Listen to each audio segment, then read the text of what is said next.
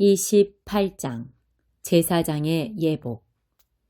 너는 이스라엘의 자손 가운데서 내 형 아론과 그의 아들들 곧 나답과 아비후와 엘르아살과 이다마를 데려다가 나를 섬기는 제사장 일을 맡겨라. 내 형 아론을 위해 거룩한 예복을 지어 영광과 아름다움을 상징하게 하여라. 숙련된 장인들 곧 내가 이 일에 재능을 부여한 사람들과 상의하고 그들을 준비시켜 아론의 예복을 만들게 하여라. 이는 그를 거룩하게 구별하여 나를 섬기는 제사장으로 일하게 하려는 것이다. 그들이 지어야 할 옷은 가슴바지와 에봇과 겉옷과 속옷과 두건과 허리띠다. 내 형 아론과 그의 아들들에게 거룩한 예복을 만들어 주어 그들이 나를 위해 제사장으로 일하게 하여라. 예복을 만드는 이들은 금실과 청색실과 자주색실과 주홍색실과 가는 모시실로 만들어야 한다. 에봇. 숙련된 장인을 시켜 금실과 청색실과 자주색실과 주홍색실과 가늘게 꼰 모시실로 에봇을 만들게 하여라. 에봇은 양쪽 끝에 멜빵을 달아서 조일 수 있게 만들어라. 에봇 위에 매는 장식 허리띠는 에봇과 같은 재질로 만들되 금실과 청색실과 자주색실과 주홍색실과 가늘게 꼰 모시실로 만들고 에봇에 이어붙여 하나가 되게 해야 한다. 마노 보석 2개를 가져다가 거기에 이스라엘의 아들들 이름을 태어난 순서에 따라 새겨 넣어라. 보석 하나에 6명의 이름을 새기고 다른 보석에 나머지 6명의 이름을 새겨라. 보석 세공사가 인장을 새기듯이 2 보석에 이스라엘의 아들들 이름을 새겨 넣어라.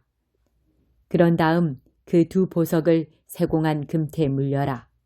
그 2 보석은 이스라엘 자손을 기념하는 보석이니 에봇의 양쪽 멜빵에 달아라.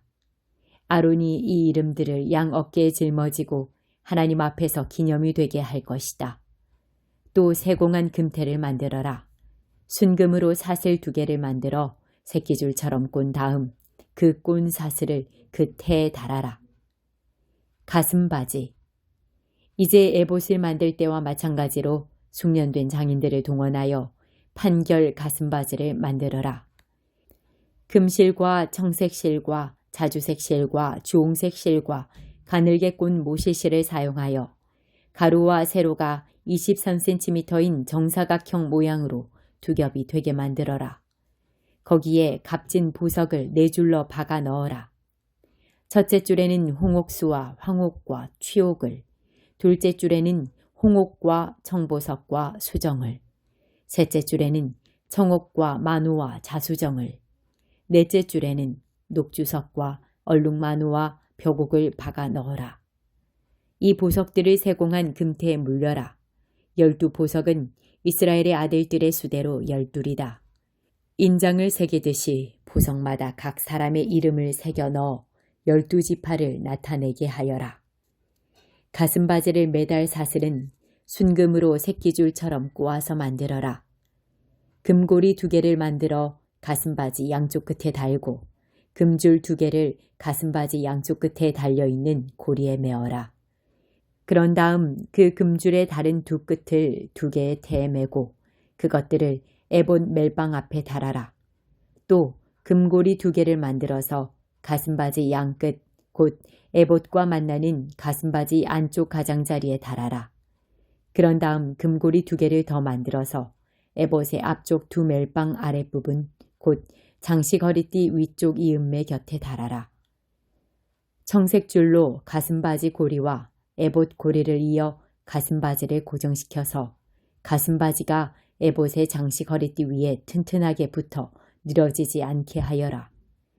아론이 성소에 들어갈 때마다 판결 가슴바지에 새긴 이스라엘의 아들들 이름을 가슴에 달고 하나님 앞으로 들어가 기념이 되게 하여라. 판결 가슴바지 안에 우림과 둠밈을 넣어라. 아론이 하나님 앞으로 들어갈 때 그것들이 그의 가슴에 있어야 한다. 이렇게 아론은 늘 판결 가슴바지를 지니고 하나님 앞으로 들어가야 한다. 겉옷. 에봇에 받쳐 입을 겉옷을 청색으로 만들되 머리를 넣을 수 있도록 가운데 구멍을 내고 그 구멍에 둘레를 감침질하여 찢어지지 않게 하여라. 겉옷 하단의 가장자리에는 청색 실과 자주색 실과 주홍색 실로 석류 모양의 술을 만들어 달고 그 사이사이에 금방울을 달아라. 방울 하나 석류 하나 또 방울 하나 석류 하나를 다는 식으로 겉옷 하단의 가장자리를 돌아가며 방울과 석류를 번갈아 달면 된다. 아론이 제사장 직무를 수행할 때는 이 옷을 입어야 한다. 성소에 들어가서 하나님 앞으로 들어갔다가 나올 때 방울소리가 울리면 그는 죽지 않을 것이다. 두건, 속옷, 속바지. 순금으로 패를 만들어라. 그 위에 인장을 새기듯이 하나님께 거룩이라고 새겨라. 그 패를 청색 끈에 매어 두건 앞쪽에 달아라. 그 패는 아론의 이마에 달려 있어야 한다. 이스라엘 자손이 거룩하게 구별하여 드리는 거룩한 예물과 관련된 죄를 아론이 담당하게 하여라. 그 패가 늘 아론의 이마에 달려 있으면 예물이 하나님 앞에서 기꺼이 받아들여질 것이다. 가는 모시실로 속옷을 지어라. 가는 모시실로 두건을 만들어라. 허리띠는 수놓는 사람이 만들어야 한다. 아론의 아들들이 입을 속옷과 허리띠와 관을 만들어 영광과 아름다움을 나타내게 하여라. 내 형 아론과 그의 아들들에게 그것들을 입혀라. 그들의 머리에 기름을 부어 제사장으로 세우고 거룩하게 구별하여 나를 섬기는 제사장의 일을 하게 하여라. 허리에서 넓적다리까지 덮는 속바지를 모시실로 만들어라. 아론과 그의 아들들이 회막에 들어가거나 성소에서 섬기기 위해 제단으로 나아갈 때에는 반드시 그 옷을 입어야 한다. 그래야 죄를 지어 죽는 일이 없게 된다. 이것은 아론과 그의 후손 제사장들이 지켜야 할 영원한 규례다. 7장. 그 후에 예수께서 갈릴리에서 일하고 계셨다. 유대인들이 예수를 죽일 기회를 노리고 있었으므로 그분께서는 유대에서 돌아다니기를 원치 않으셨다. 유대인들이 매년 지키는 명절인 초막절이 다가오고 있었다. 예수의 형제들이 그분께 말했다. 여기를 떠나 명절을 지키러 올라가서 형님의 제자들도 형님이 하는 일을 잘 보게 하는 것이 어떻겠습니까?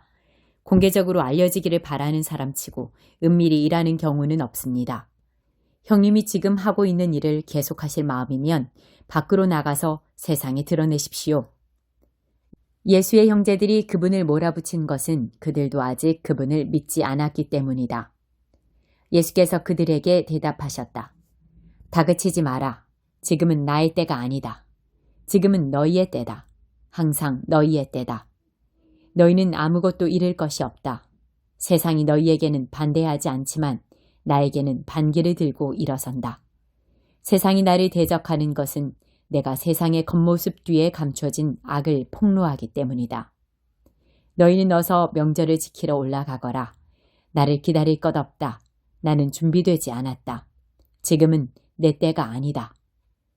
예수께서는 이렇게 말씀하시고 갈릴리에 남아 계셨다. 그러나 가족들이 명절을 지키러 올라간 뒤에 예수께서도 올라가셨다. 하지만 사람들의 이목을 끌지 않으려고 조심하며 피해 계셨다. 유대인들은 이미 그분을 찾아다니며 그 사람이 어디 있는가 하고 묻고 다녔다. 예수를 두고 무리 가운데 다투는 말이 떠돌았다.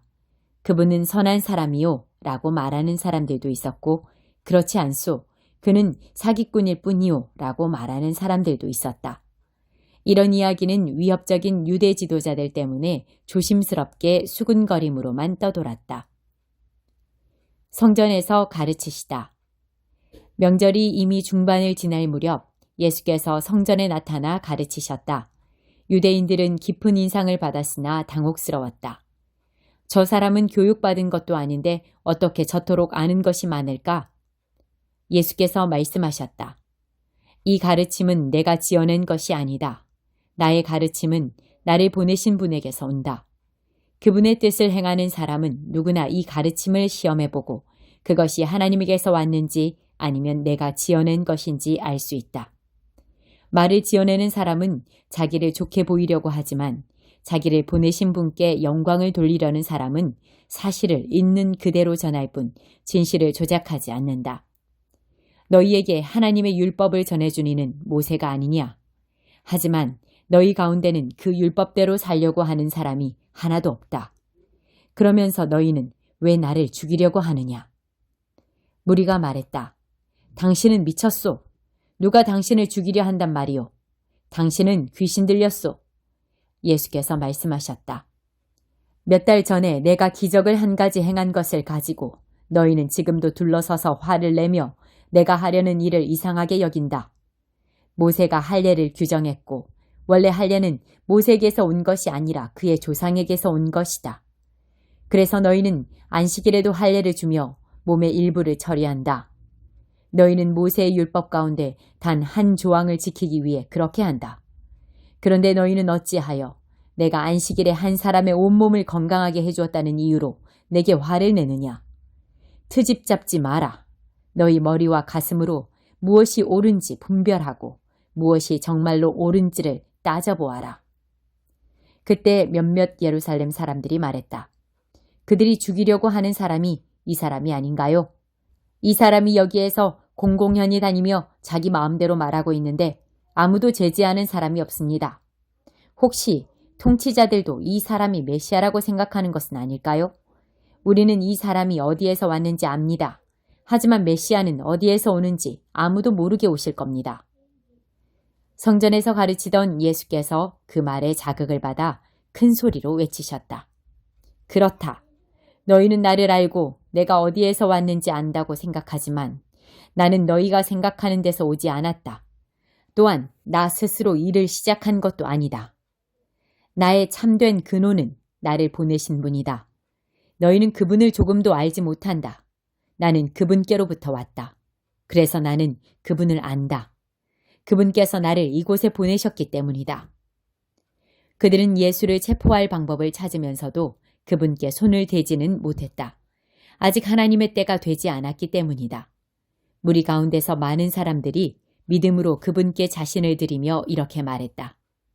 메시아가 오신다고 해도 이보다 설득력 있는 증거를 내놓으시겠는가? 이처럼 선동적인 기운이 무리 사이에 흐르는 것을 보고 놀란 바리새인이 대제사장들과 한패가 되어 예수를 체포하라고 경비병들을 보냈다. 예수께서 그들을 물리치며 말씀하셨다. 나는 잠깐 동안만 너희와 함께 있다가 나를 보내신 분께로 간다. 너희가 나를 찾으려고 해도 찾지 못할 것이다. 내가 있는 곳에 너희는 올 수 없다. 유대인들이 머리를 맞대고 수군거렸다. 저가 어디로 가는데 우리가 저를 찾지 못할 것이라고 하는 겁니까?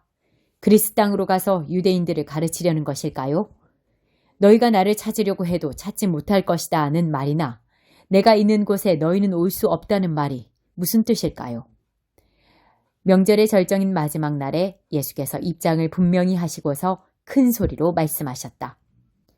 누구든지 목마른 사람은 내게로 와서 마셔라. 누구든지 나를 믿는 사람은 성경에서 말한 것 같이 그 깊은 곳에서 생수의 강이 넘쳐 흐를 것이다.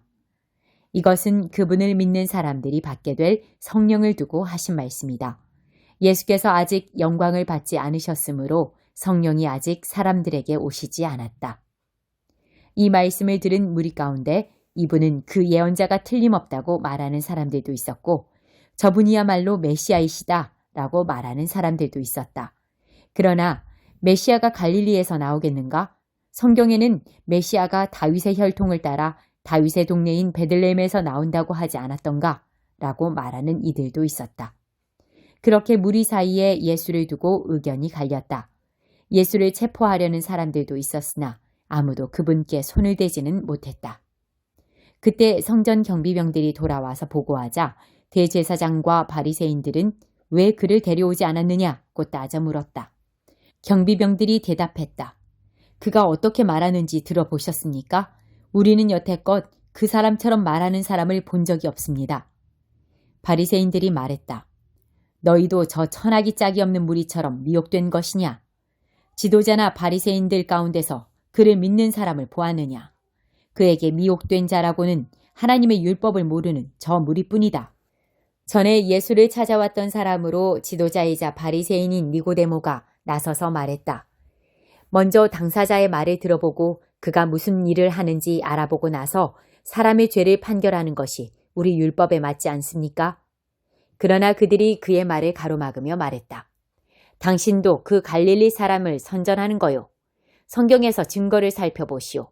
갈릴리에서 예언자가 단 한 명이라도 나왔는지 살펴보란 말이오. 그러고는 모두 집으로 돌아갔다. 4장. 지혜와 명철을 구하여라. 친구여, 아버지의 훈계를 잘 들어라. 자세를 바로 하고 주의해서 들어라. 그러면 살아갈 방도를 알게 될 것이다.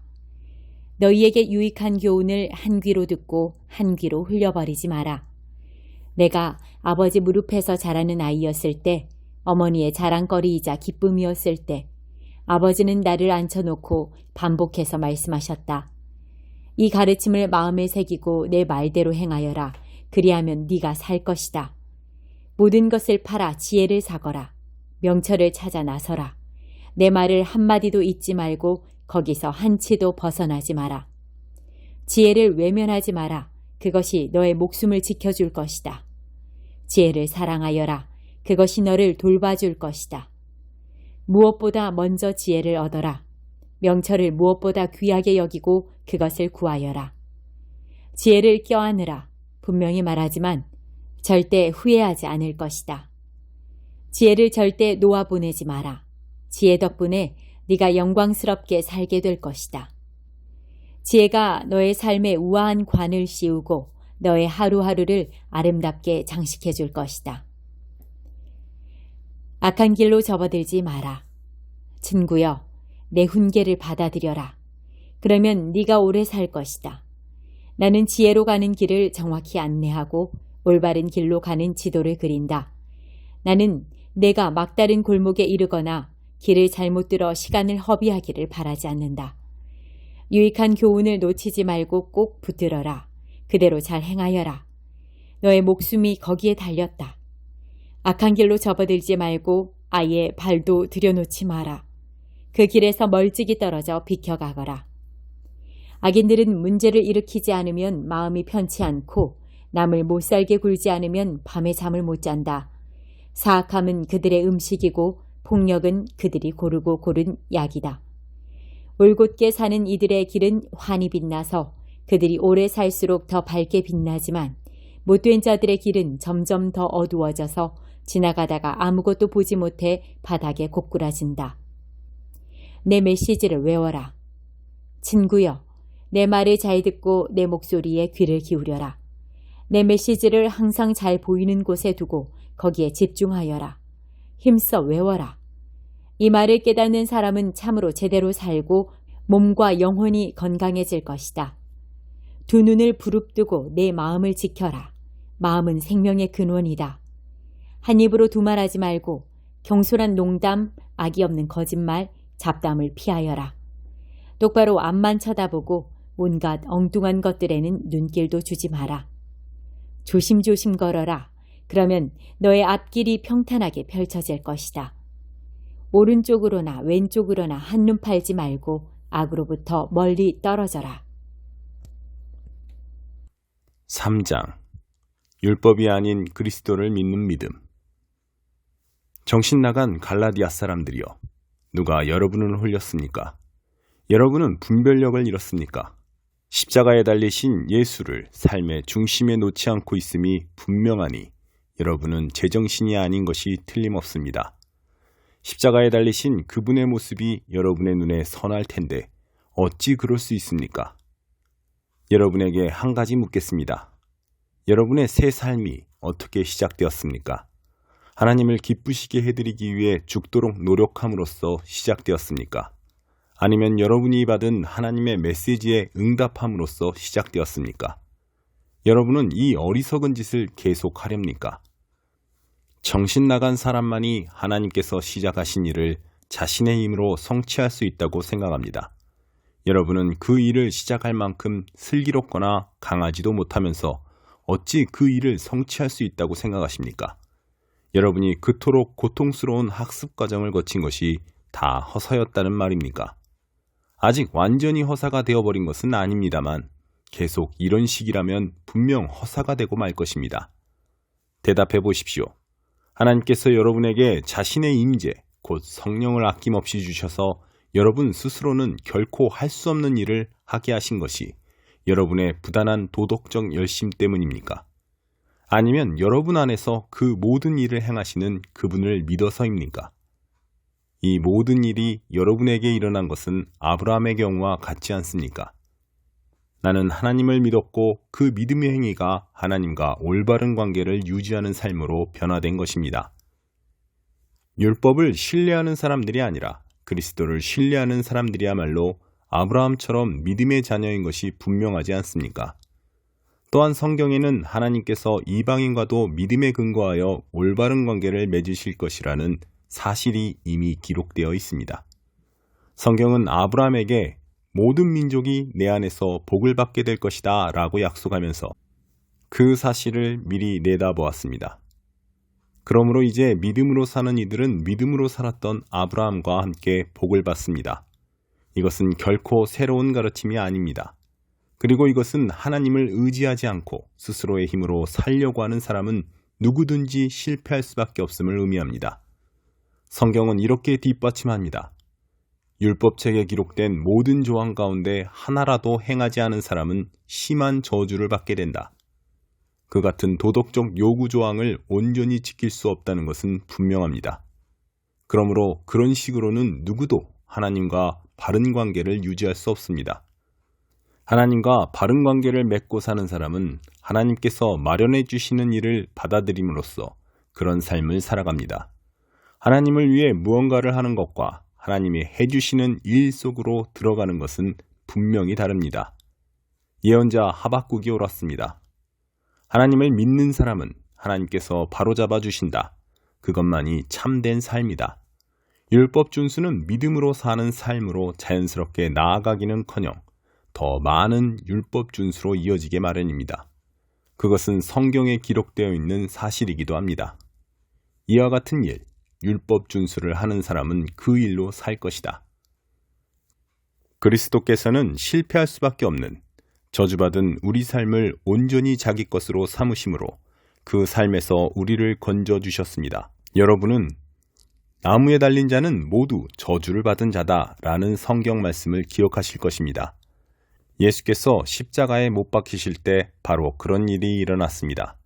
그분은 저주를 받은 자가 되셨고 동시에 그 저주를 푸셨습니다. 그 일로 모든 장애물이 사라져 이제 우리는 아브라함의 복이 지금도 계속되고 있으며 그 복이 이방인에게도 유효하다는 사실을 알게 되었습니다. 우리는 너나 할 것 없이 믿음으로 아브라함이 받았던 것과 똑같은 방식으로 하나님의 생명, 곧 성령을 받을 수 있게 되었습니다.